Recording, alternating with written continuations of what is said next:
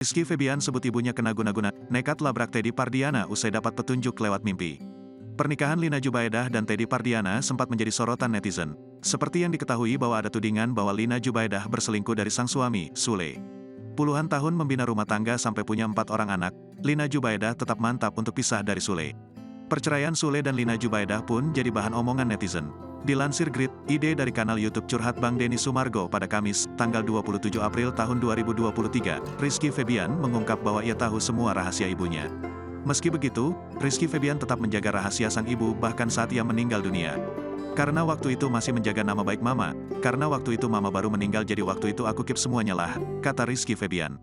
Padahal semua rahasianya ada di aku waktu itu, lanjutnya. Rizky Febian menyebut bahwa Lina Jubaedah telah berselingkuh dengan Teddy Pardiana saat masih menikah dengan Sule.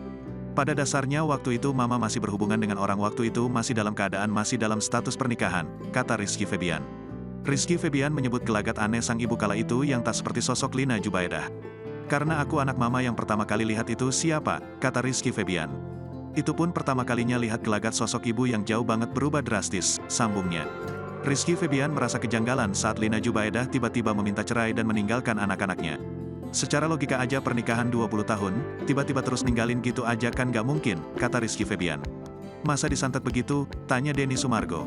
Ya gak tahu ya, cuma kalau secara awal-awal kita gak mikir kesana cuma gue yang lihat perubahan nyokap gimana, kata Rizky Febian. Terus ada itikat baik gue datang ke sana terus ada gelagatnya bukan mama, raut wajahnya bukan mama, sambungnya.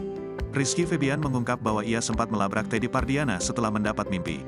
Jadi aku pernah ngelabrak ke rumahnya, tapi yang Iki fokuskan itu ke mamanya, karena pengen nolong mama, kata Rizky Febian.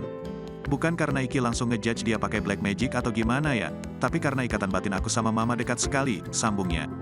Jadi aku selalu disampaikan lewat mimpi apapun itu. Tiba-tiba mama minta tolong terus dijelaskan A, B, C, D, E, F, G, lanjutnya.